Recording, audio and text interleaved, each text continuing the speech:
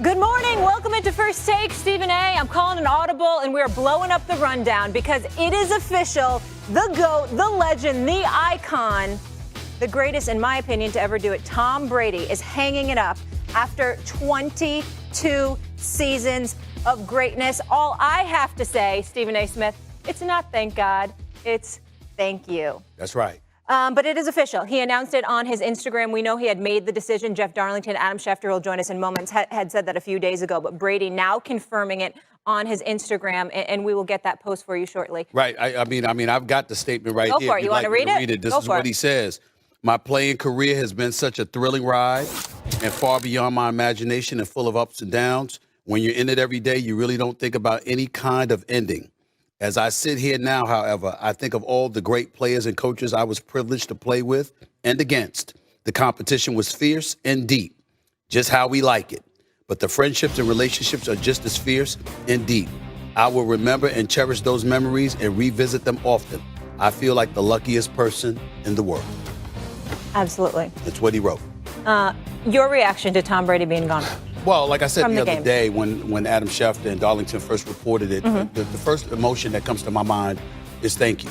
Thank you for the great years. Thank you for the level of competition. Thank you for the class that you've exhibited throughout these 2+ decades in the sport, 22 years to be exact, to come on the scene and burst on the scene once Drew Bledsoe got injured and to win a Super Bowl that year and then to turn around and to win 3 and 4 years and to ultimately get to 10 Super Bowls and win 7. The man was absolutely phenomenal. Even in the Super Bowl loss to the Philadelphia Eagles, he threw for over 500 yards. Yeah. His very last year, his 22nd year in the National Football League, he threw for over 5,300 yards. He threw for over 40 touchdowns. He finished his career with 624 touchdowns, had a better than 3-to-1 turnover to interception ratio. And throughout all of those years, do you know he only won in single digits, meaning 9 games or less once in his entire career? The dude personifies winning. He personifies what winning is all about, the class that you need to exhibit along the way. He was an incredible role model as far as I'm concerned as well, and continues to be. And my hope as we sit here right now thinking about him and talking about Tom Brady walking away from the game, my one hope is that he doesn't completely leave the game. I love the fact that Drew Bledsoe is on NBC, even though I'd like to see him in the booth. I love the fact that Peyton Manning and Eli Manning has blessed our airwaves on ESPN too.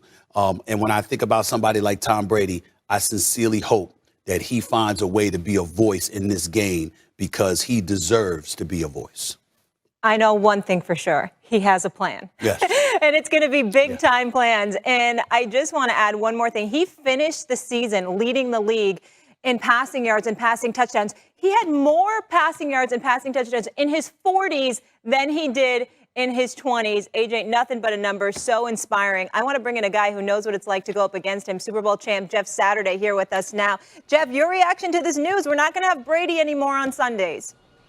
Man, I'm mixed, right? I'm sad because of how good he is and how well he did it, and it makes me sad. And then I'm wanting to celebrate him because, man, let's celebrate the greatest to ever do it. I mean, how incredible is his career? And the part that probably I get most excited about, y'all, is that he earned every bit. I mean, it's a 6th-round draft pick that most people wouldn't have given a second look to that turned into a Super Bowl champion and then a perennial competitor for Super Bowls. And here's the other part. He made everybody else around him better. Like his drive, his work ethic became infectious, and it became a defining characteristic about him. I mean, this guy suited up each and every week, and you knew you were going to get his absolute best. And every season he did it. And we just talked about at 44, he should be the MVP. Like I've said it all season. This guy played lights out this season, but that he made everybody else around him better, and that everybody saw something different. I mean, when you talk about people in Tampa and New new teammates. And when he walked on the field, they talked about how they were in awe until he started talking to them. And then he was like, hey, man, let's get to work. And how everybody just did it, right? Like everybody just fell in line, fell in step with what he was craving and what he was driving them to. I absolutely love it, man. I mean, this guy is as good as there ever was in our sport and should be talked about beyond our sport. Like when you talk about the greatest athletes ever, I mean, he's got to be in that conversation because, again, he willed his way and created this greatness and this attitude and the way that he did it. Man, and here's a guy, listen, that my family and my friends, like it's hard for us to pull for him, right? Because he crushed dreams that I specifically had. But I became a fan at the end of his career and could not have championed more things of how good he was and how special he was. It was unbelievable. Unbelievable ride. I'm so honored and blessed that we had a chance to do it because people who will not get the chance to see him, they miss something, man. This was a true dude. Absolutely. So special. And I'm glad you brought up the 6th-round draft pick. And, Jeff, we'll get back to you in just a minute. We're going to bring in Adam Schefter. And Stephen A., don't forget, when he was at Michigan, he was a backup as a Wolverine. And we're going to bring in another Wolverine now. A lot of inspiration. And that would be Adam Schefter. A lot of inspiration to feel from his story, no question. No, of course. And not only does he always not only is he dedicated to being the best in all phases of the game on the field, but as a person as well. And we've seen that evolution, even just with the Antonio Brown situation recently, Stephen A., how he covered for him, right? Yeah. And how he conducted himself. All right, Adam with us now. Adam, thank you so much for being with us. And obviously you have been all over this story. Adam, why was now the time for Tom Brady? What led to this decision? Molly, I think that he knew where he was going, and this was in his mind. And there was a reason that his family was with him in the box during the playoff games, the 2 playoff games that they played, and his children were there to savor every moment. He wanted to do it, and he was going to do it when he was ready to do it, which happened to be this morning. But he was going to retire, and I think he knew this in the final weeks of the season, maybe a little bit longer. Don't know exactly when he came to the decision, but he knew that there was a certain wistfulness in his appearance and the way he played and the way he looked. And today he must have felt like this was the right time. And I think part of it is probably the fact that we had the conference championship games last week. We have the Super Bowl next week. He doesn't want to take away from what happened this past weekend. He doesn't want to take away from what's going to happen next week, a week that he knows more about than any player who's ever played the game before. And so in a supposedly quiet week where much of the news revolves around NFL head coaching hires, Tom Brady thought that he could slide in right here at this time, knowing what he knows, knowing where he was going, and announce his retirement today. And I think he also wanted to do it early enough so that the Buccaneers could move on with their future, so that they would know heading into the offseason with plenty of time to spare that they would have the time they need to go address the quarterback position. So in his mind, I think he had come to this decision a while ago. He's giving the Buccaneers the time they need. He's doing it in a week where there's no real football game other than the Pro Bowl this upcoming week. And there's no reason to delay what he knew he was going to do, which is retire, which he has made official this morning. Adam Schefter, appreciate you as always, all the great work. Let me ask you this question here. As we sit here and reflect on Tom Brady reaching this point where he's made this decision, it's one thing for him to say, it's time, I've done enough, it's been 22 years. It's another thing when you look at the organization that you're playing with and you say, you know what? I'm not as enamored with this any longer as much as I used to be, say, a couple of years ago when I first arrived. My question is, how much, if at all, did the situation in Tampa, whatever that situation is, because you know it better than most, how much did that factor into him reaching this decision at this point in time in his career? Well, Stephen, I think everything factors in. I really believe, as Tom described on his Let's Go podcast with Jim Gray, that the driving factor here was his family. And he talked about the fact that the family, his family, has sacrificed so much for him to do what he's done at such a high level for such a long period of time. He did this every day the last 6 months during football season, as he pointed out. He's done this every day for 22 years during football season. It's a sacrifice to do what Tom Brady does at the level he does, just as it is for his family. Look, anybody who is as dedicated to their job as Tom Brady is, who lives, eats, and breathes it, there's a sacrifice from the family. There's a toll it takes on them. And Tom has pointed this out. He recognizes it. And he said, it's time for me to sacrifice a little bit for them. So when you bring up the Tampa Bay Buccaneers, I'm not going to say that's not a part of it, of course, but I don't believe that's the driving factor. Let's not forget, even though he plays like he's 24, and even though he still might win the most valuable player in the NFL next week, he is 44 and will be 45 this summer. He wasn't going to play forever, even though sometimes it seemed like it was the case. And so, in my mind, this is more about a personal decision, a family decision, wanting to do different things in life, wanting to move ahead to the next chapter, more than it's about Gronk is a free agent, or the Bucs have certain players to sign, or I didn't like the way this offense was run in this quarter of a game. I don't think it's about that nearly as much as the larger picture. Adam, when you said he wants to do other things, and we know he has TB12 and his own clothing company and production company, et cetera, what are some of his professional aspirations post-football? Well, I think you're seeing them unfold. I think we've seen that happen, right? I think it's been a case where he's dabbled in these industries and he has wanted to spread the word and the gospel of TB12, and I would imagine that will continue to be a part of his future. But I don't know exactly what's ahead for Tom Brady, other than I am sure it's more greatness because of the way he has always operated, because of the way he's always been. Whatever he decides to do, he's going to succeed at. And so he can sit back and the options will come in. That will happen. It happens with any great athlete who walks away from the game. They may have ideas of what they're going to do, and then other ideas and opportunities present themselves. I have no idea if somebody from Apple or Google is going to approach Tom Brady and they want him to be an ambassador for their company, right? We don't know if he's going to want to take Stephen A's job next year and sit on the desk with you, Molly, and debate. I mean, that could happen. We don't know what he's going to want to do. Maybe he's going to want to supplant Peyton Manning on Saturday Night Live. And there are a lot of things that Tom Brady can do. He can do whatever he wants to do. Well, I will say this, Adam. The one job he has no shot at all of succeeding in is this job for one reason and one reason only. And by the way, it's not just because he couldn't replace me. He doesn't really like to talk. He really doesn't. He doesn't like to talk that much. Can't do it. Can't do first take if you don't want to talk, Tom. Can't do that, Adam. You know that. Adam, just planting seeds there, Stephen A. Keep you on your toes. I know. Ain't that something? Ain't that something? Hey, there's nobody like Stephen A. Stephen A's job is safe. That's the way it is. We know that's for sure. He is Tom a can go a lot of special places talent and do a lot and a of beautiful things. That's not mind. one. Yeah. Yeah, I have a feeling he's got some other offers he's interested in. I think he's all right. But I kind of like the way it sounds. We replace Stephen A. with Tom B. It kind of flows. Right. Yeah. Now he could sit across from me for a day, but that might be to his peril. I'm just saying. Yeah. Oh my goodness, that would be a lot of fun. Adam Schefter, you're the best. Thank you so much for all that context. We appreciate it. We'll talk to you soon. I want to bring back in Jeff Saturday. And Jeff, you know what? I want to go there. I know this news just officially broke from Tom Brady himself. Adam obviously had the story a few days ago. But do you think Tom Brady is the best football player ever?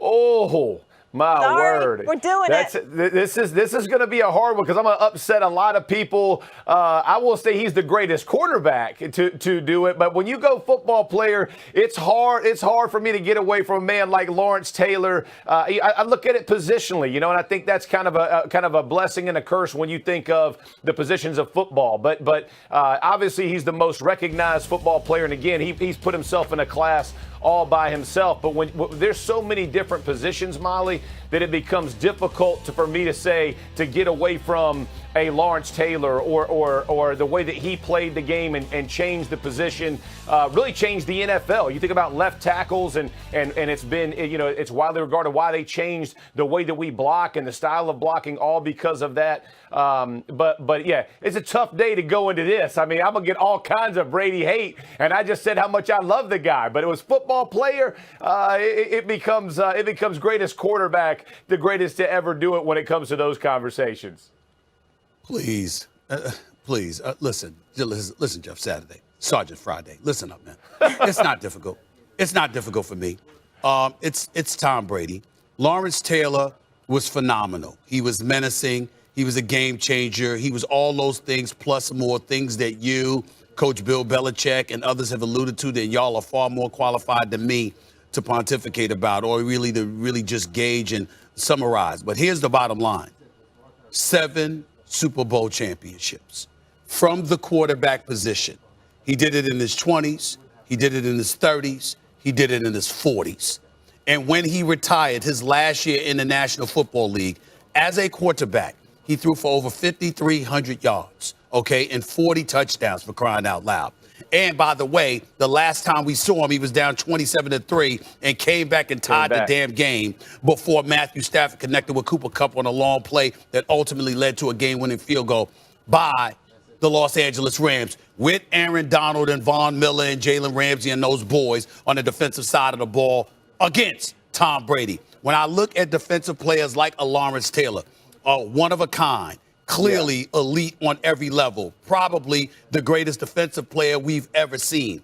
But when you compare him to a quarterback who spanned 3 decades doing what he does, who, by the way, has 5 more rings, last time I checked, it comes down to 2 things: winning and the responsibility you played in winning.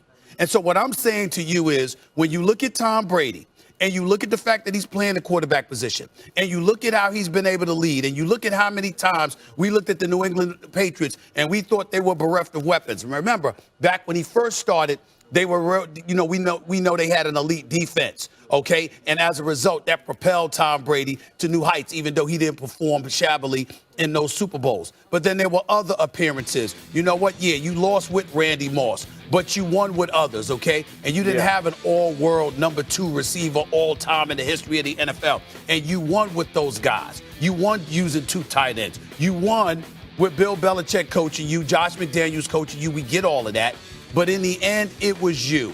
And so when I look at it from that perspective, even the great Lawrence Taylor, who is phenomenal, when we talk about football, I'm not talking about athleticism or anything like that, just football, there is no greater winner. And the fact that he was a winner at the quarterback position, to me, puts him head and shoulders above everybody else in the history of the sport. Yeah, I would say the one thing I do agree with you completely is when you talk about comparing him outside of the game of football because of what he has done to win games. It's remarkable. Listen, he has driven, and here's the crazy part. I mean, I've talked to many people that have talked about being a teammate with him and being in the locker room with him, and he not only drives himself, he drives others. So I think that is a very special characteristic that most people don't have. Again, when you think about what he was capable of doing, so Stephen A., I'm with you. I mean, listen, when you think about it, especially on the day he stepped away from this thing, being the greatest to ever do it in our game, 7 Super Bowls, going to 10, all the different things. But I think the final portion of his career for me is the most remarkable. Again, man, he should be the MVP this season. I don't know if he will be, but he should be. Being 44 years old, winning a Super Bowl at 44, and then obviously getting the MVP. It's unbelievable, and that we liken him to Michael Jordan and to Serena Williams and to all the different sports, and he crosses those spectrum. I think that's because of position, because it's not player specific, right? When you boil down, and the defense win championship, the offense win championships, but that he supersedes all those conversations and is placed in those things. He's remarkable, man. Like it's and again, I'm a fan, which is insane to me. But I have been a fan the past few years. He has been remarkable in what he's been capable of doing. Absolutely. And, Jeff, I think he really sealed the deal when he went to Tampa. He went to Tampa and took that team to the Super Bowl in his first year. Unbelievable. And like you said, having an MVP season at 44 is remarkable. Jeff will be back with us in just a bit. But right now, I want to bring in the Hall of Famer, Ty Law, who is obviously with the Patriots for 10 years, 5 years as a teammate of Tom Brady. They won 3 Super Bowls together. Ty, good morning. Can you have Stephen A. and I? Yeah, I got you. Good morning. My brother. Thanks for having me. And how can I forget Stephen A? What's up, big time? What's going on, man? I'm good. I said when they called me, I said I had to come because I owe Stephen A. When I owe him this for many years ago. You know what I'm talking about. When you came to my house, I did not do a good job. You was on the come up doing your thing. I said I would not talk to nobody but Stephen A. Smith, and he came down there, and I blew it. But thank you were for coming. fine, man. You were fine. That's all right. That's all right, man. But you didn't forget. And I forgot, you guys also have the Michigan connection as well. So, Ty, thank you so much for being with us. Talk to me about what made Tom different, because obviously you played with a lot of incredible players with those Patriots teams. He was wired different from day one. I mean, he always came in with that competitiveness. He was always cool, calm under pressure. And when he got into the huddle, he just did his job. You know, he grew into who he is today. He didn't come in, you know, with the hype and all the forkload behind him coming out of college. So he's just wired different. And I'll give you an example. We went out to a team dinner one time, and Tom, he was like, you know what? I ain't giving this SHIT back. And I was sitting there like, you know what? That's the spirit. He told me, myself and Lori Malloy that, but we was like, you know, Drew just signed a $100 million contract, but when Tom took to him, he absolutely told himself that he is not giving this job back. And I think that's saying something to the character of who he is, because when you sign a $100 million contract, I was like, that's the spirit. You're supposed to think like that. But at the same time, in this game, in this business, that does not happen. And he bet on himself. He knew he was not going to ever come off the field, and it's still showing 22 years later from that moment. Ty, I've always been interested in asking, you know, especially in the modern day era, you guys, this question, because when Tom Brady first came on board and first took over, a lot of people don't remember the defense of the New England Patriots was pretty damn elite. And basically, you know what, y'all were the faces of the franchise. Now, obviously, once Tom Brady came on, things changed to some degree, but you rode that defense to Super Bowl titles. My question to you is this. When did you guys know he was the one? Because you got to earn y'all respect. Y'all weren't just going to give it to him just because Bill Belichick said to give it to him or Tom Brady wanted it and he wasn't giving it. It's one thing not to give the job back to Drew Bledsoe. It's another thing entirely to earn the respect of your elite veterans who's carrying this team. When did y'all say, it's him? Ain't no question about it. Well, one, because he came in and he kept his head down and he just did his job. He wasn't trying to say, follow me as a quarterback. You know, we had Drew Bledsoe right there. He was just coming there to prove himself to us that he was worthy and to himself. And then second, I mean, this might be minor, Stephen A. Molly, listen, but when you're in the jumping all around button heads and shoulder pass, Tom was always in the middle. Now, I've never been a part of a team that the quarterback is in the middle hitting people harder than linemen, button heads. So I knew there was something special about him right there, because as a quarterback, you got to, in those times, you had to be considered crazy to be in the middle, button heads with offensive line, defensive line, as hard as he was doing it, and he's just getting out there. You're going to get a concussion before you take a snap. So I knew it was something about Tom right there, but he earned our respect by going out there, not making mistakes, and keeping his head down, because at that time, the defense was the leader of our team. You know, everything, filtered around and through the defense. And Tom came out there and he just made that his team over time. Ty, I want to ask you about this. Sometimes when we're talking about some of the best athletes, they're the ultimate competitors. They have to be a little bit me first, not team first, right? To get the job done, to have that laser focus. But with Tom, it appears to be different. It appears that he is team first. So what I want to know more so is about him as a person. Tom Brady, the guy, what type of person is he? He's one of those guys. He's the most unassuming superstar that you're probably ever going to meet. He's one of those personal guys. He knows everybody. I still don't know how he knows every single person on that team and who he plays with. He knows about their family. Similar to Mr. Kraft. I mean, I don't know how they do it, because some guys that came in for a cup of coffee, I wouldn't remember. I'm going to be honest with you. But Tom is that type of guy that everyone just gravitates to him, and he takes the time for everybody. So that was what made him a great leader. Not only was he a great player, but he was a leader amongst men, and people followed that. He took that responsibility, and that made him different from anybody else, because coming up from little league all the way to the pros, the quarterback was usually set on this type of pedestal. Yes, you're the leader of the team. The media, they put you on this type of pedestal. But Tom, around the guys, he would step off that pedestal and just be one of the guys. And that's what made him great. And take the time, Stephen A. Take the time to know everybody. Without question. My last question to you, Tyra, this 3-time Super Bowl champion that we're listening to right now. My last question to you would be this. As we reflect on the career of Tom Brady, it almost comes across as if there's nothing more to be said. We just have to regurgitate the same superlatives that we've been throwing out there, same laudables that we've been throwing out there about him. But if there's something about him that nobody has said, that you noticed, that you think needs to be said, if there is anything, what would that be in your eyes? Look at his longevity and look at what he was working with, not taking anything away from any of the guys that helped him become who he is. But he won championships without Randy Moss, Jerry Rice, Terrell Owens, and some of the other great receivers that we know and that we think about when it comes to that position, who usually helps make quarterbacks great. Tom, you could put anybody out there on the field with him, and he's going to find a way to win. He's going to get him the ball. So I think that's what makes him special. I think that needs to be talked about more. He a career that's expanded 3 decades and still playing at the highest level. And I just want to say something, because I know he's not on there with y'all right now. Mm-hmm. But if I was Tom Brady, because I'm a little bit pettier, I would go to Costa Rica and I would call Max Kellerman. Now I'm going to jump off my cliff. I'm going to jump off it right now with a cannonball, and I might be holding up these, but it wouldn't be fists. Now I'm going to jump off the cliff. Now he did it his way on his time, and I'm happy for him, and he's the greatest ever did it, not only just as a quarterback, but he's the greatest football player who's ever played the game. And I was glad to be I'm just glad to be a small part of that and seeing him grow and being his teammate. More than a small part. You dropped the mic on that. And I always give Max a hard time about that one. I'm never letting him live it down. I'm the biggest Giants fan, but Tom Brady fan at the same time. So it's all messed up.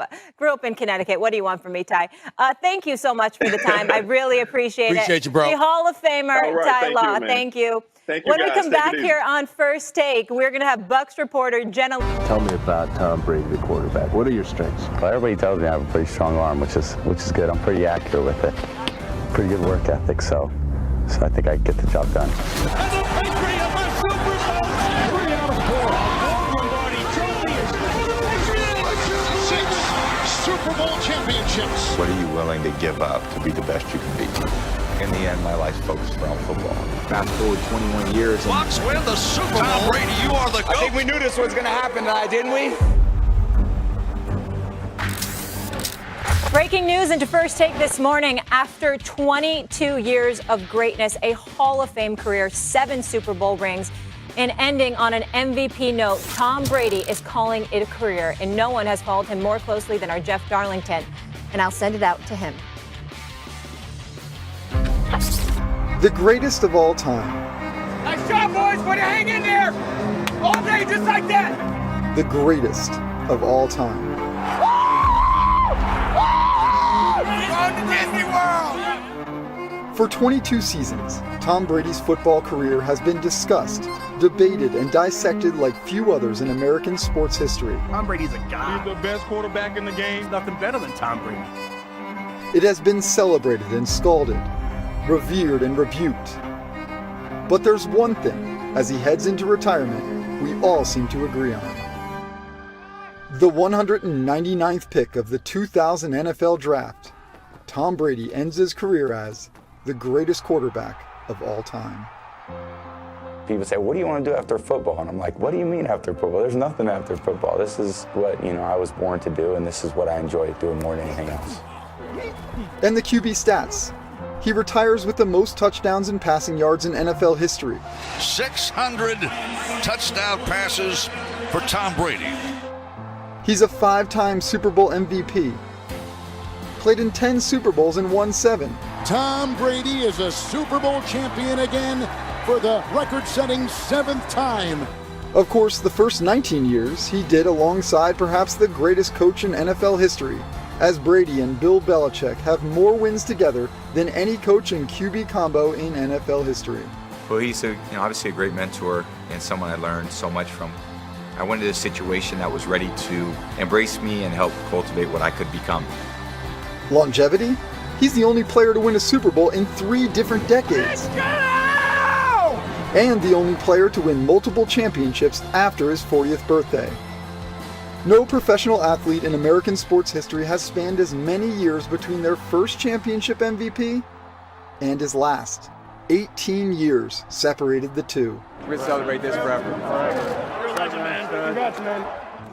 He is the rare player that will conjure different memories for different generations. Some will forever relate Brady to his early years, the 6th-round draft pick who hoisted a Lombardi in his second NFL season.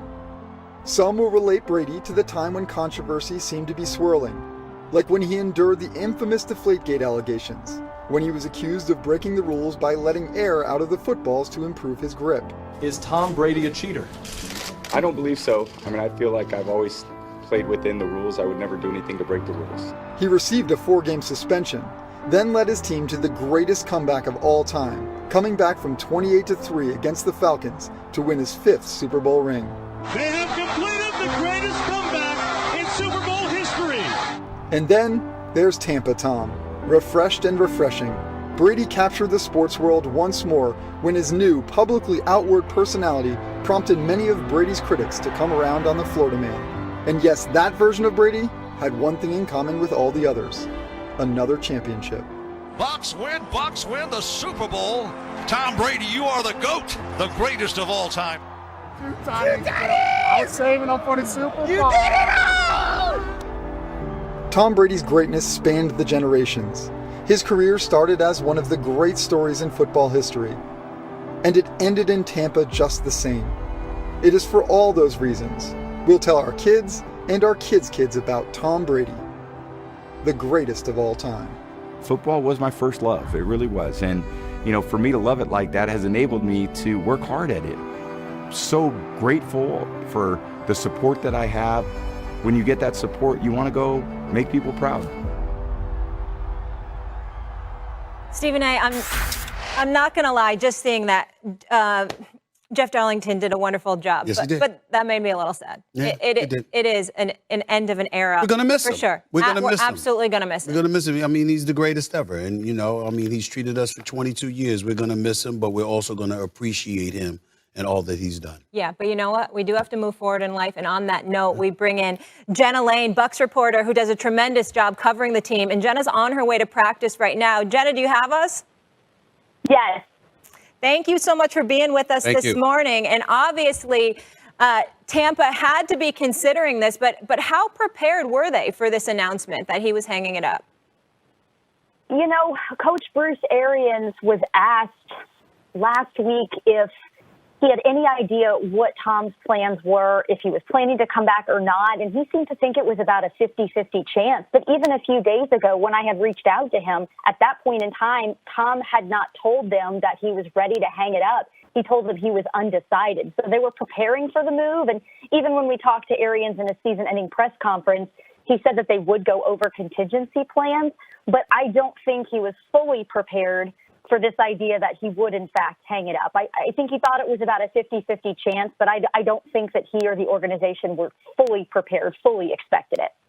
Jenna, thank you so much for being on the show. Covering this Bucks team, was there a point in this season where you as a reporter and other reporters felt like, wait a minute, this could be it? You saw signs that this could be it for Tom Brady? And if so, when did that moment occur? That's interesting because he was under contract for another year, but Tom, he's always a man of his word and he wants to fulfill contracts. That's really important to him, but they added on that year for salary cap purposes last season, so they could essentially keep the band back together. But, I think now looking back on it, maybe there were signs. Like Tom said, he didn't want a farewell tour. But I go back to week 4 when he went back to Foxborough, and I'm seeing all these signs, physical signs from people where whether it's his face superimposed on the Sacred Heart of Jesus, that piece of artwork, I saw that in the stands. I saw people just, all kinds of signs throughout the stadium, again, physical signs. And it really did kind of seem like that perfect full circle moment. But at the time, for me, it just didn't register. It really wasn't until maybe the last 2 weeks of the regular season, the more that those questions started to come up and the more you heard of some of those rumblings from reports, And Tom did his best to kind of deflect that. But I think now looking back on it, it did seem like he was getting to a place where he would be satisfied with walking away. But I'm not going to lie, it really wasn't until, like, even in that final press conference we had with him after the Rams lost, I still thought that there was a chance that he would come back, maybe even the 50-50 like Bruce Arians said. But when he did that interview, when he did that his podcast with Jim Gray and started talking in detail about his family and finally being able to have waffles with his children on Monday morning because he wasn't going into the facility, that's when it really kind of hit me, man. And that's the thing that I would stress to everyone, because it was a little surprising to me that he said he would be proud and satisfied walking away on a loss, because he's this ultimate competitor and we know him for throwing iPads, or I shouldn't say iPads, sorry, Surface tablets on the sidelines at games, and just the guy is the ultimate competitor. He loves to win, and that's why he's done it at the highest level for so long and has seven Super Bowl rings. But the fact that he'd be proud and satisfied walking away on a loss, that told me kind of everything I needed to know, that this is so much bigger. This is about family, spending time with them, being the type of father and husband that he feels he needs to be. Jenna, I'm asking a question, and I asked that question because there were a couple of times we know the Antonio Brown fiasco. We also saw Tom Brady allude to a lack of focus on a part of some teammates this season. He seemed to be dissatisfied at certain moments. It wasn't something that he wore on his sleeve week to week or anything like that. But throughout this season, there were those times where his frustration seemed to be evident and it seemed to be publicized. And that's why I was asking that question as it pertained to the Tampa Bay Buccaneers. It didn't seem that this year was as fun and as thrilling as it was the first year in Tampa for him. Any accuracy to that at all? I didn't get that sense, to be honest, when I was watching. I didn't really get the sense. I think it was frustrating for them because of all the injuries that just continued to pile up. I mean, their defense did not have an entire, like, a game together at full strength until that loss to the Rams. That was the first time all season they had a completely healthy defense. And by then, by the time the game ended, he was having to rely on tight end Cam Brate in the slot because they just had no more healthy receivers. I think that was really the frustrating thing for them, was the fact that those guys just kept dropping like flies, and there really wasn't anything that they could do about it. Yeah. Jenna, we'll let you go get to practice. Thank you so much for being with us. We really appreciate it. And I'll just end it by what she said, Stephen A., that it felt full circle there in Tampa. And that's how I felt also with this year, that it felt like a full circle moment, even though he didn't win the Super Bowl, but just finishing with an MVP performance. Well, I've been on the record. I thought that next year would be his last, but only because he kept emphasizing the year 45 years of age. And I know he turns 45 in August. So knowing him, like she said, in terms of him being committed to his contract, keeping his word, even though she thoroughly explained how it was just for cap purposes, that extra year was added money-wise because you wanted to make things work cap-wise. But the bottom line is he kept saying 45. And so my thinking was with TB12 and him announcing that he was going to play until he was 45, thinking that he could do it at an elite level, coming off the kind of season that he had, and then being saddled with injuries, I said, hey, okay, you make one last run at age 45, make sure everybody comes back healthy, you keep the pieces that you want, you get rid of those that you don't, and you go with it from there. But obviously he had a different plan, and I think Giselle had everything to do with that. And she should. Absolutely. And she should. She's the wife. But just happy wife, happy life. Absolutely. Just one last thought, and we're going to go to break, on the fact that he didn't hang it up, and he said that he was going to play to 45. I like that he didn't do that, because I feel like that would have been an ego move. Like, oh, I said I'm going to play to 40. That's about everybody else. So you're 44 and a half, and you felt like it's the right time, so be it. Why force that because what you told the public or that? I like that about you. Well, you like it. Most of us don't, but only for one reason. We saw that brother throw for 5,300 yards and literally be a top 2 candidate for league MVP honors. And so we're imagining, what if there was no Antonio Brown controversy? What if Chris Godwin were healthy, along with Mike Evans and Gronk being there and Leonard Fournette being back and that defense being in tow? What if you had that available to you? See, we would have totally supported him walking away if he didn't have it. But the last time we saw Tom Brady, we looked at the brother that could win the Super Bowl right now. But for what? And that's what it is. For what? for There's football. so many good young quarterbacks. He did the right thing. Still has all He did the right thing for him. But Yeah. there's a reason that Molly was on national television saying Tom Brady's going to win the Super Bowl. I'm just saying. Absolutely. That's fair. All right. Breaking news into First Take this morning. Tom Brady officially calling it a career. He announced it himself on his Instagram page after 22 seasons, 7 rings. Tom Brady done on the field. And we bring back in Super Bowl champ Jeff Saturday. And Jeff, let's just reflect on a historic career stretching more than 2 decades and some of our favorite moments. The first one that comes to mind for me, Jeff, is when he came back on Atlanta in that Super Bowl. What comes to your mind? 100% agree. That's the game, like that comeback. And here's the great part. I was working at ESPN. I'm about to walk in on the set. And you know how it is. You got to be there like 3 minutes before the game ends. So I walk in, and I'm from Atlanta, right? So I walk in, and there's this massive banner back there that says, Falcons win Super Bowl. And I took a picture of it, and I said, you cursed us. Whoever in this room just did this, because Tom Brady's going to bring this team back against the Falcons. I watched him systematically take apart the Falcons, drive it down in one of the most incredible comeback performances in history. That's my favorite moment because, again, he wills his team to another win. And it's absolute insanity. The catches that were made, the balls that were being placed just perfectly, the timing of it. And, again, we talk about the way his career started. Willing his team to victories then and finishing it that way. I mean, it was just unbelievable. And I'm telling you, play after play, I told whoever was in that studio, they cursed the Falcons. The Falcons should be upset about that because when I walked in that studio, I knew Molly and Stephen A. I was like, this is not going to be good because I'm going to go back to Atlanta with hearts broken in Atlanta, and it turned out that way. Come on, man. This is the thing. Listen, it was a great comeback. I It's get the all greatest. of that. Wait. More The energy, greatest. please. Y'all don't even know what I'm going to say. Y'all scared to hear me? Y'all scared to hear my point? we don't Scared to hear my like your point? energy Is that what it is? on that. I'm There's a scared to hear my little point? comeback. Can I? Here's my point, Jeff. It was a great comeback. I'm not taking anything away from Tom Brady. But I walked away thinking that the Atlanta Falcons might be the stupidest franchise in history. Oh. I mean, listen. All you got to do is run the ball and use the clock. You know Tom Brady's on the other side. You know this. The clock is your best friend or your worst enemy. And you had Kyle Shanahan, who was the offensive coordinator at the time, and I love me some Kyle Shanahan. I think he's phenomenal. But not in the fourth quarter of Super Bowls. We know that when he was the offensive coordinator in Atlanta. We know that when he was the head coach in San Francisco. Now, that's more on Jimmy G than him, but I'm just saying, when you consider the amount of points that he's been outscored in the fourth quarter of the 2 Super Bowls where he was a primary offensive coordinator, we can't forget that. And you got Julio Jones out there, and you got an experienced dude like Matt Ryan, who I held accountable for that because you were a veteran. You weren't some novice. You audible. You don't sit up there and throw the damn ball, and it's an incomplete pass, and you stop in the clock, and you're giving Tom Brady the ball. So listen to me. I'm giving you your props by saying I get where you're coming from. You're absolutely right about the Brady portion.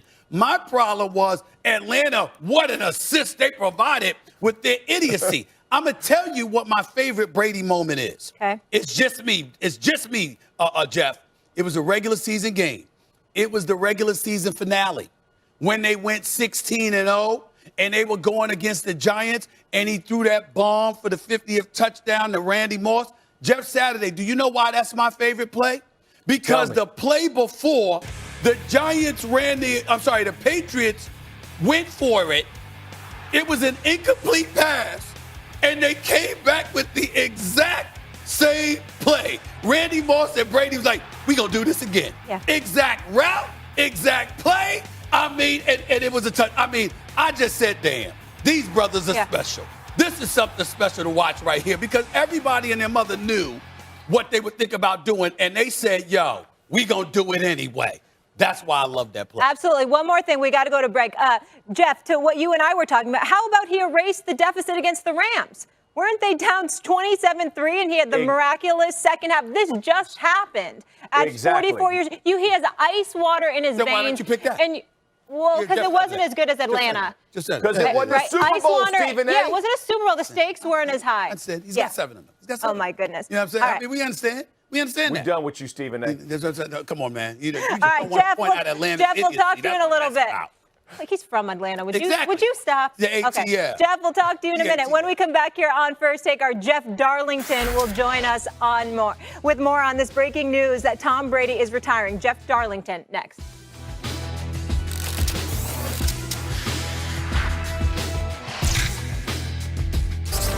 Tell me about Tom Brady, the quarterback. What are your strengths? Well, everybody tells me I have a pretty strong arm, which is good. I'm pretty accurate with it. Pretty good work ethic, so I think I get the job done. And the Patriots are Super Bowl 3 out of 4. Lombardi Trophy is for the Patriots. 6 Super Bowl championships. What are you willing to give up to be the best you can be? In the end, my life's focused around football. Fast forward 21 years. Bucs win the Super Bowl. Tom Brady, you are the GOAT. I think we knew this was going to happen tonight, didn't we? Tom Brady officially retiring. Here's a statement he put out on his Instagram page. I have always believed the sport of football is an all-in proposition. If 100% competitive commitment isn't there, you won't succeed.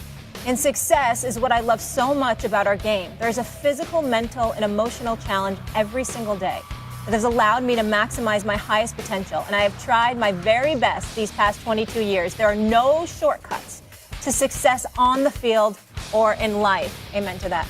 This is difficult for me to write, but here it goes. I'm not going to make that competitive commitment anymore. I have loved my NFL career, and now it is time for me to focus my time and energy on other things that require my attention. I've done a lot of reflecting the past week and have asked myself difficult questions, and I'm so proud of what we have achieved. My teammates, my coaches, fellow competitors, and fans deserve 100% of me, but right now, it's best I leave the field of play to the next generation of dedicated and committed athletes.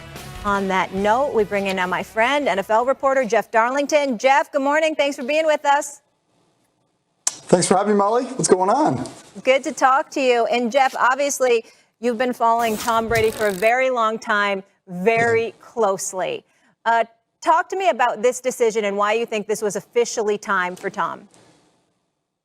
Well, I mean, I think there's an amazing component that goes back to when he actually left New England and decided to go somewhere else. And in that adventure, as he would call it, it was a situation where it wasn't necessarily as important to chase championships as it was at this point in his career to chase something new that really would thrill him. And he did that, and he went to Tampa, and in the process, he won a championship. And now I think he also has his eyes on other ventures off the field. This is a person who does not lose the competitive spirit just because he's retiring from football. Yes, his focus, of course, will be on his family, and that was priority number one when making this decision. But he also has other career ambitions, and I think that soon we'll find out some of what those are. Jeff, listen, appreciate all the great work that you've been doing. And listen, let me ask you this question, man. When we look at Tom Brady, knowing him the way that you do, when he departed New England, was it really about going someplace else just for 2 years? Was it about him playing until he's 45 and then he changed his mind? Was this always the plan? Go win a Super Bowl, do 2 years, and then walk away right now? I don't think that. One of the things that I think people might be unexpected about Tom is that he doesn't necessarily go into something knowing, when he talked about playing until he was 45, yes, he meant that to a degree, but he's not as non-committal, or he's not as committal as people might expect him to be. He was going into this new chapter, even at that point, with wide open eyes to where it was going to bring him. So I think that all along, he was always step by step. He was basically like, I'm going to go try to win a championship somewhere else, and then we'll see what happens next. And I actually appreciate that mentality going into this adventure, this chapter of his career. Do you get the impression that he's walked away because he feels he's given all that he's had to give, and this is just the right time? Or is it really, really about Giselle and the kids and the family and the sacrifices they've made all of this years, and him feeling he owes it to them to walk away even though he still wants to play? Both of those things can be true, I believe. This is a person who, look, he's 44 years old. His friends are billionaire businessmen who deal in real estate. It's not 23-year-olds who are hanging out after practice. Like, life is different for him now. And yes, he still has it. He beat Father Time. He could still come back next year and be an MVP favorite. but ultimately, like, he's 44 years old. At some point as a grown man, it probably gets a little weird to throw on shoulder pads and scream, "Let's go," in an end zone. You know, life does move on. And just because he can still do this doesn't mean that he has to. And I think that he understands that, and he is as comfortable as anyone walking away from this game. Legacy, by the way, was always important to him, but when he went to Tampa, he was already secure in his legacy. And that when I say that he wasn't chasing championships, it was because he knew he could walk away then and be comfortable with what he had left on the field and on his resume. So the rest of it is gravy. This is house's money that he's playing with at this point. Jeff, I know you said that he lives in the moment, but what do you think is next for him?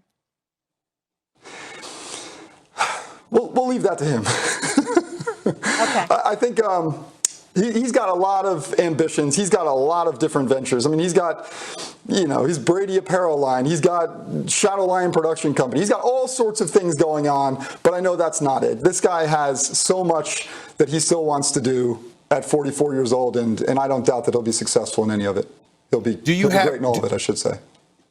Jeff, do you have any idea whether he's someone who still wants to stay around the game of football? And, because you got a lot of people that have that itch. Yeah. Yeah. They got that itch, and they still want to stay and remain involved. Is he that kind of guy? Absolutely. I don't know how it manifests.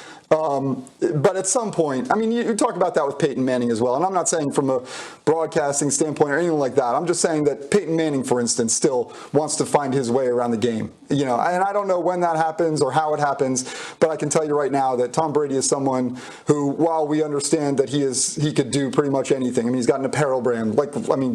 That's not it, though, for him. I know he loves football and will always love football. So, yeah, I wouldn't be surprised at all if he finds a way back into the game in some capacity. Jeff, I have two more questions for you before I let you roll. First, give us your greatest Tom Brady story. Oh, my gosh. That you're allowed to tell. I don't know. I think that I'm trying to think of a good story, but the one thing that I just feel like with Tom, this isn't anecdotal, but the one most underrated component I'll say about him is the way that he could walk into a locker room and capture the room. I think everybody wants to talk about his lack of athleticism and all those things, and Aaron Rodgers might be a better pure passer, but there is nobody who can walk into a locker room and transcend it the way that he does. He can go into one corner or the other corner. He can go to the offensive lineman or the defensive backfield. He can go anywhere in that room from all walks of life, and he can get those guys to play for him. And I think that probably is the most underrated component of Tom Brady and what made him the greatest of all time. Okay. And lastly, I've been staring at your window this whole interview, and I can't complain because thanks to Stephen A, I'm out here in LA. But what's the temperature today? Because it looks gorgeous and beautiful. 80s and sunny? I think we're at a perfect 72 degrees. Wow. I think Tom Brady will make his way down to South Florida for the very reason you're seeing behind me. And it wouldn't surprise me if he's on the golf course very, very soon. Well, you're living right. My words to you would be, why you rubbing it in? But that's if I was in New York, which I'm not right now. Man. So it's okay. Jeff Saturday's got it down, though. Excuse me, Jeff Darlington. I'm sorry, Jeff. Other Jeff Saturday is with us today as well. Jeff Darlington, thank you so much for being with us. Thanks for the great work. Always good to see you. Hope to see you in person soon. Okay. Same. Thank you. Has called it a career after 22 seasons. He ended his career leading the league in passing yards and passing touchdowns. Listen to this. He has more passing yards and passing touchdowns in his 40s than he did in his 20s. Absolutely remarkable. And somebody who has been capturing it the entire way is our Patriots reporter, Mike Reese. Mike, good morning to you, or good afternoon, depending where you are. Thank you so much for being with us. Obviously, a very busy day for you with the Josh McDaniels news and Tom Brady as well. Mike, I want to ask you this. You've covered a lot of athletes and a lot of greats in New England. What made Tom Brady different? Oh, Molly, great to be with you this morning. I would say what made him different was, as a superstar, it was like the combination of rare humbleness combined with this lethal, competitive fire. He was like a different person once he got onto the field, and just this fully dedicated teammate. You know, the stories that teammates tell over the years about Tom, where they would be in the locker room and sort of seeing him walk in for the first time, and Tom would come up and introduce himself to them and say, "Hi, I'm Tom." And the teammate would be like, "Well, no kidding. I know who you are. You've won 6 or 7 Super Bowls." So just so many stories, Molly, that you can tell from over that journey. But if I had to sum it up, that sort of captures it right there. Mike, appreciate you being on the show. I'm interested in knowing if you could describe who was the Tom Brady that departed from New England. Give us some insight into that guy as he walked out the door as a New England Patriot, obviously going to Tampa Bay. Describe who that guy was compared to the guy you saw leading New England to 6 Super Bowl championships over the years. It's a great question, and I would say there's multiple layers to answering it. So do you want to go to the personal side or the football side? So start with the personal side. When he came here, he didn't even know what New England was. He grew up in California. He went to Michigan. He's like, almost like, where's New England, right? So he comes here by himself, doesn't know where he's going, is a 6th-round pick, number 199 overall, and he tells his agent, "Hey, I think I want to buy Ty Law's condo." And his agent says, "Whoa, not so fast. You're 4th on the quarterback depth chart. You might want to think about renting." Right? And so start there on the personal side. Then he grows into, family man, wife, and kids. So that's the personal side. The football side, I mean, he went from sort of this scrawny, underdog to this powerful leader of explosive offenses.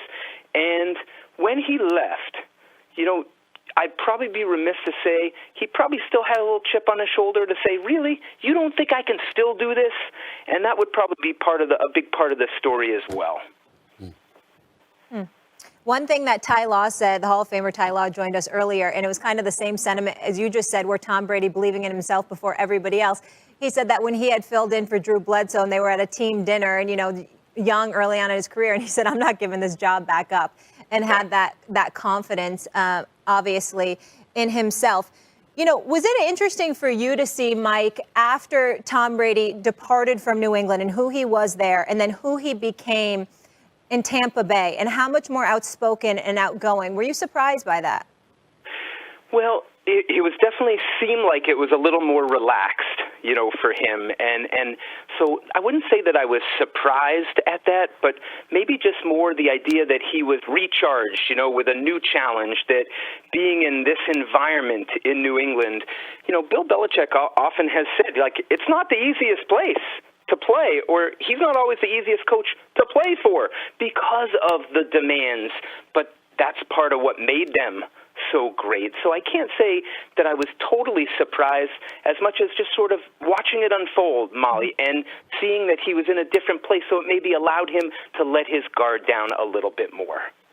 Mike, I'm interested in asking about this because it's not just about Tom Brady at this particular moment in terms of the question I'm about to ask you, but also Bill Belichick. Bill Belichick is universally recognized as one of, if not the greatest coach in the history of football, as he should be. That is well deserved. But considering the fact that Tom Brady departed from New England, in part because he didn't feel as wanted by Bill Belichick to stay on board as much as he felt that, he still had something left to offer and to give and what have you. I want to know from your perspective how Bill Belichick has been viewed since the departure of Tom Brady, and how has Tom Brady felt about the manner in which Bill Belichick has been viewed or scrutinized since his departure, from your vantage point, of course. Yeah, so this is a tough one because it depends on who we're saying, viewed by whom, Yeah. And I just want to I thought there was a very significant moment that happened October 4th after that Buccaneers-Patriots game here at Gillette Stadium. And I'd never seen anything like it before, where Bill Belichick walked out into the tunnel of Gillette Stadium and into the visitors' locker room. And he's in the Buccaneers' locker room talking with Tom Brady for 10, 15, 20 minutes after that game that we saw Tampa win at the end, right? And Tom comes into his post-game press conference, and I felt like that moment was important for both those guys. Like it was almost like important closure for the two of them, and just sort of their dynamic, if you will. And I remember Tom coming to the podium and saying, "Sorry, I'm so late. I wasn't expecting, this to be so late." And so when I think about how they're viewed, like I sort of view it through their own eyes, and how they view each other. And I just thought that particular moment, that night, I thought was very significant to this whole story. Absolutely. And one thing I just want to say before we say goodbye to you, Mike, I know it's going to be a busy day for you, is it's funny when you were saying that Tom Brady went down to Florida to get refreshed. You know what I was thinking, Stephen A? Everyone goes to Florida to retire, right? He's just like everybody else, right? Go down to Florida, recharge. They leave that tri-state area where you and I grew up. It's warm weather, and there are no state income taxes. Yeah. How can you beat that? Oh, wait, I lied to you, Mike. I have one more. How could I forget? Josh McDaniels leaving as offensive coordinator of the Patriots and taking the job with the Las Vegas Raiders. What's the latest you're hearing about how the Patriots will move forward? So, significant development, obviously, Molly, because they had the rookie quarterback, Mac Jones, right? And Josh McDaniels did such a great job with him, as we heard Raiders owner Mark Davis even mention yesterday. So the key thing to know here is whoever the Patriots bring in, and the names have sort of been speculated, would they consider reaching out to Bill O'Brien, their former coordinator, now down in Alabama, or maybe keep it in-house? All that speculation for now, but what isn't speculation is they're going to run the same offensive system, or very close to it, to just try to keep it as consistent as possible for Mac Jones, who they're obviously feel like has a very promising future and had a great first year to build off of. He absolutely sure did, and consistency has always been consistent there in New England. We know that's for sure. Mike Reese, thank you so much for being with us. We so appreciate it. We will talk to you soon. Thank you, Mike. All right, thanks for having me. Stephen A., one of your favorite owners in sports, Robert Kraft, has released a statement. I will read that to you now. Words cannot describe the feelings I have for Tom Brady, nor adequately express the gratitude my family, the New England Patriots, and our fans have for Tom for all he did during his career. A generation of football fans have grown up knowing only an NFL in which Tom Brady dominated.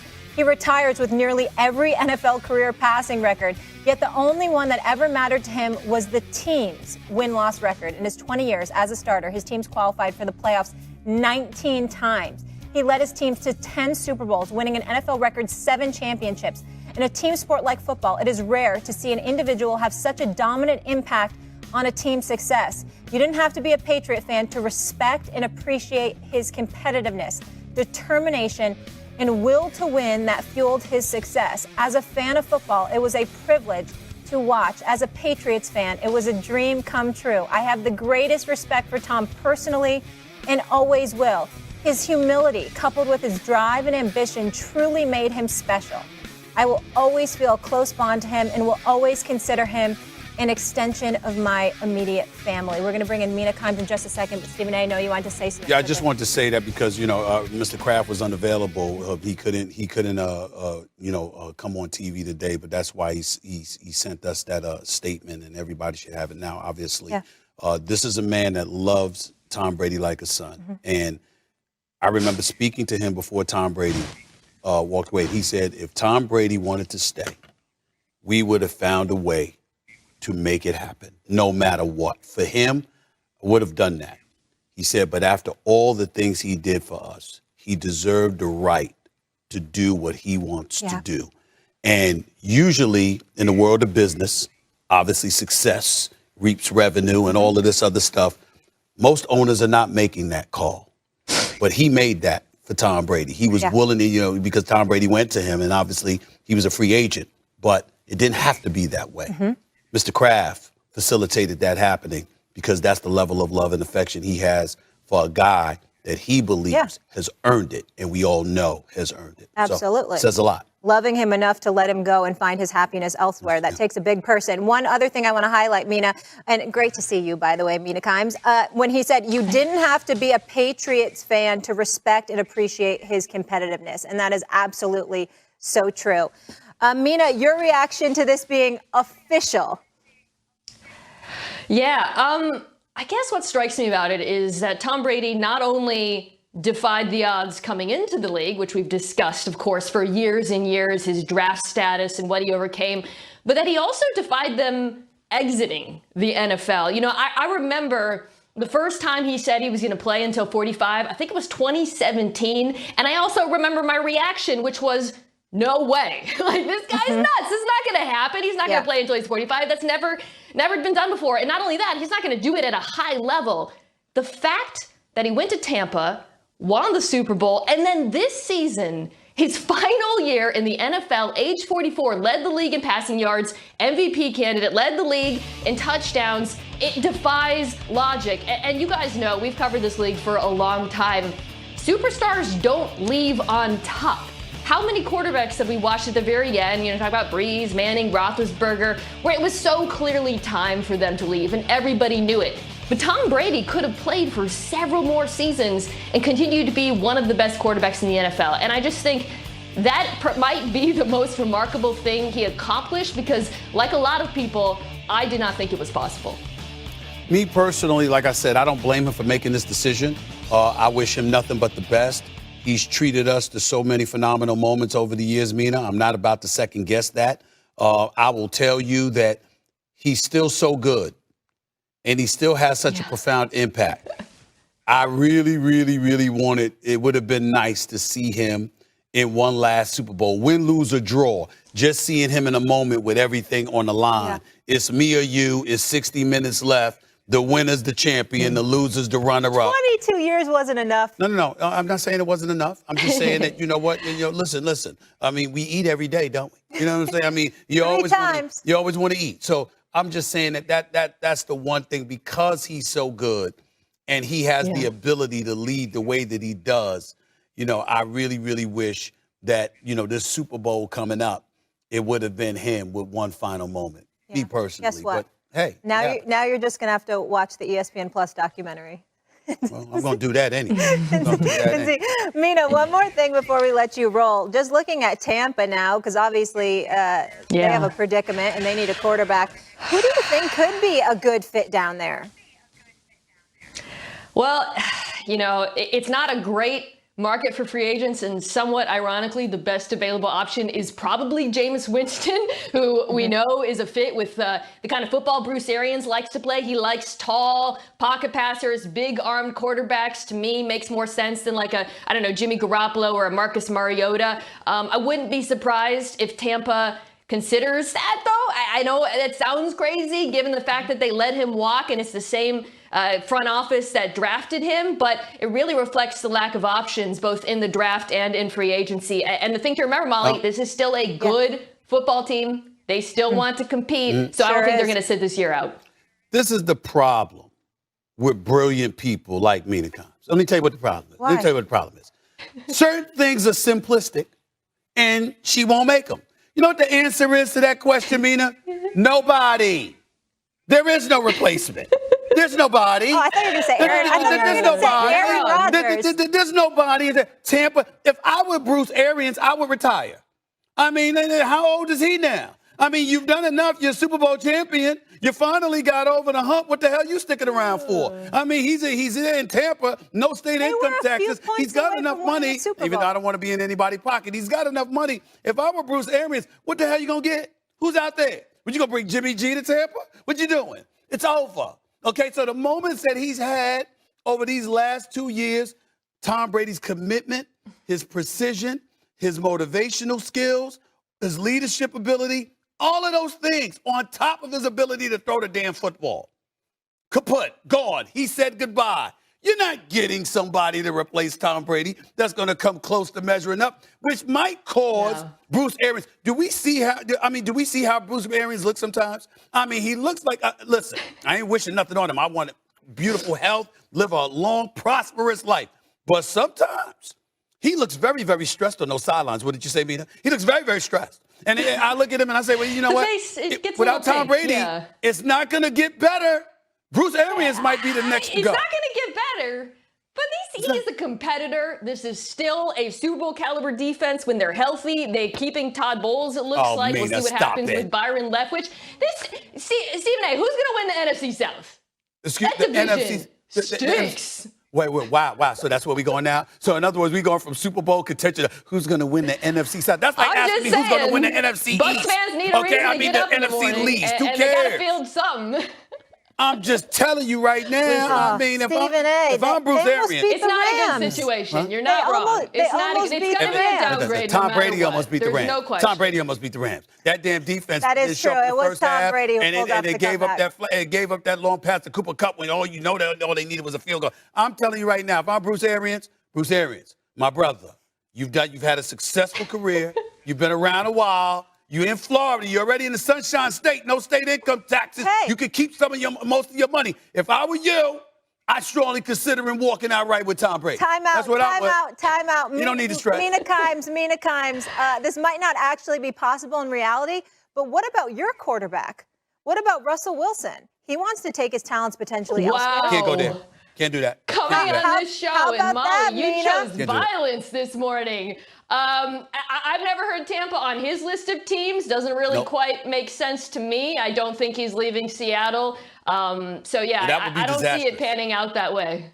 It would be disastrous for Russell Wilson. Let me tell you why it's an odd stylistic fit with Arians, too. I'll throw that out there. But not just odd stylistically. You understand? I mean, Sierra got a better chance of vibing with Bruce Arians than Russell Wilson does. I mean, it's just two different worlds, okay? But the point that I'm trying to make is this is just the truth. I mean, if you listen to what I just said, Molly, you'd get it. But the point that I'm trying to make to you is this. At the end of the day, here's the reality.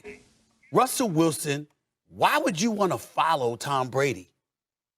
To win a Super Bowl. You can't eclipse what he's done. No, that's not the place for Russell Wilson to go. I would have said New Orleans if Sean Payton had stayed there. But with Sean Payton gone, that's no longer an option either. But you can't be Russell Wilson and go follow. It needs to be some young novice coming in where he's got minimal expectations. So no matter what he gives us, we're good with it. You can't have Russell Wilson following up Tom Brady. He shouldn't even think about that. I'm sorry, ladies and gentlemen. When I see Mina Kimes, I think of Seattle. And I just thought that he might take his talents elsewhere. It was just a little thought experiment. But if you don't want to play along and entertain. Not Tampa. I'm done with both of you. We're going to get into a commercial break right now. Mina, we'll see you on NFL Live later. Thanks so much for being with us. Bye, Mina. Into First Take this morning, the GOAT, Tom Brady, officially calling it a career, putting out a statement on his Instagram after 22 seasons and 7 Super Bowl rings. And on that note, we are bringing in a couple special guests. First, we have Donnie Wahlberg joining us. Obviously, multi-hyphenate, Bostonian actor, producer, director, singer, all that good stuff. Donnie, thank you so much for being with us this morning. I know what a huge Patriots fan you are, and obviously a Tom Brady fan as well. And, of course, Kendrick Perkins, who won a chip in Boston with the Celtics. What's going on, gentlemen? Oh, man, I had to come in just to see Perk. I miss you, man. Hey, Donnie, I'm just trying to see when I'm going to be able to hang with you. Look, I got an opportunity to kick it with Mark about a month ago. I went over there to his house and hung out with him for a few hours. I said, look, we got to make this a family event. You got to come down here to L.A. so we can hang out together. See, Mark likes hanging now. This is the difference between me and Mark. Mark hangs now, now that you got your new amazing career going and stuff doing this. I was hanging around when you guys were winning 15 games. You're right. That's you're what right. me and you hung you're out. right. In the foxhole with you. Well, I'm a huge fan of all the Wahlbergs, man. I love these brothers. Sure. They're good. They're great people. Absolutely. And I want you to know, I'm a fan of Blue Bloods, too. I just want you to know that. Okay? Thank you. All right? I'm a fan. Yeah. All right. Absolutely. That's right, man. His father's Magnum P.I. Y'all didn't know that. Okay. That's right. I know that. Now, Stephen A., talk to me. Do you have a list for us? Oh, I got a list. Is that what's happening right now? Usually I go to the big board and I do an A-list, Donnie, Perk.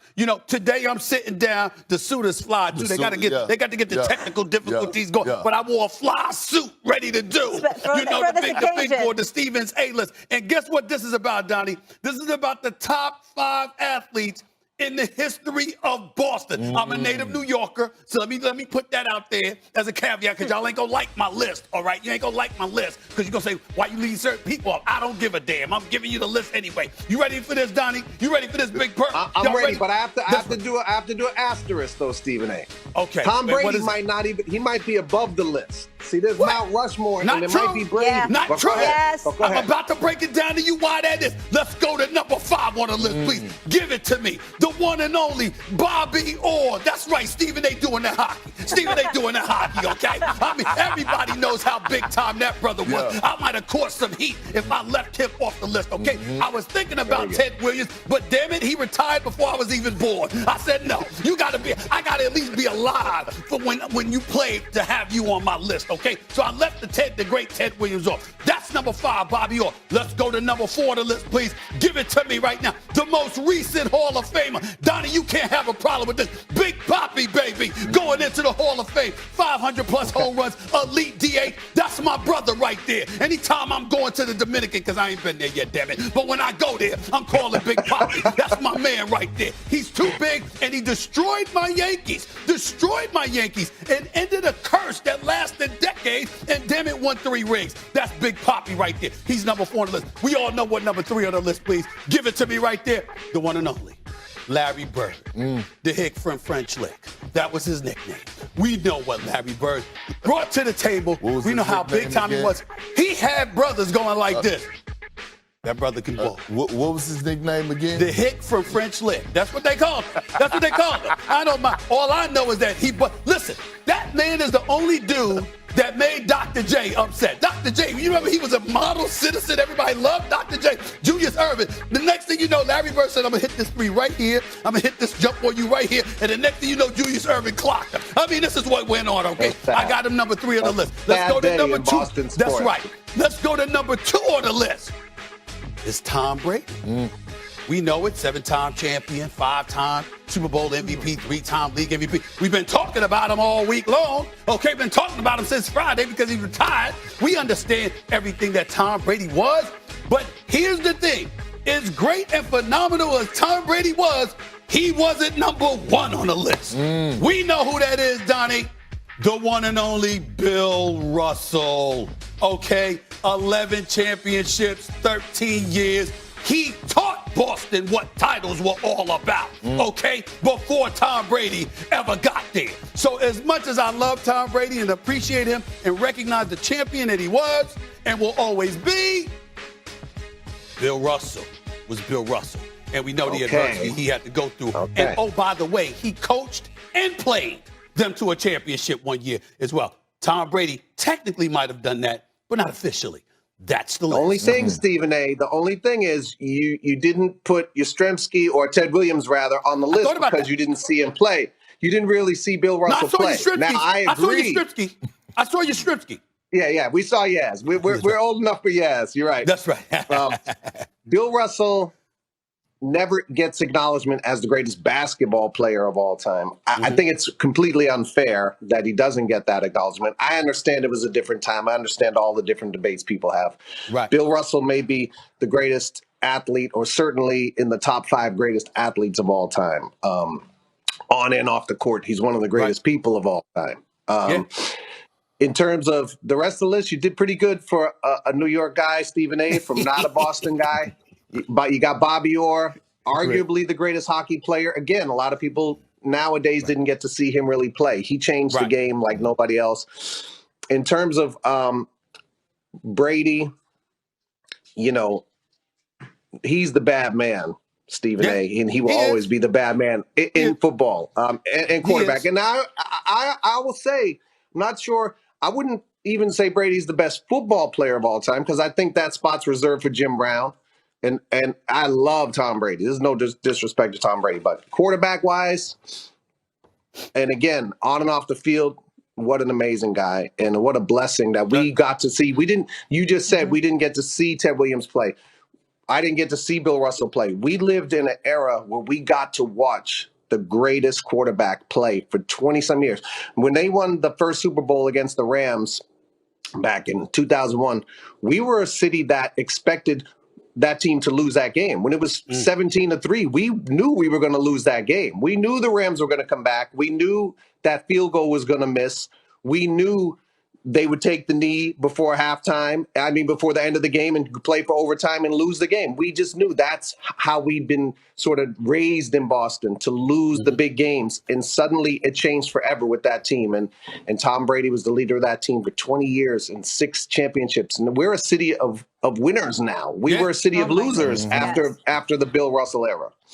Yeah. Go ahead. No shortage of parades in the city of Boston. I don't have a problem with 3 through 5, but I will put Tom Brady number 1 over Bill Russell, and here's why.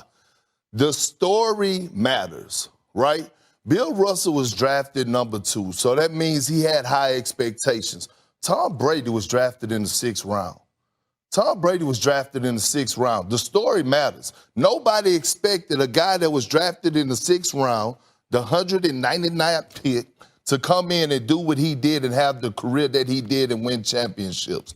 The story matters, Stephen A. All I'm going to say is that. And it's the slight edge, though. It's not. Let me say this. We got to go because we got another guest coming on in a minute. But I want to say this.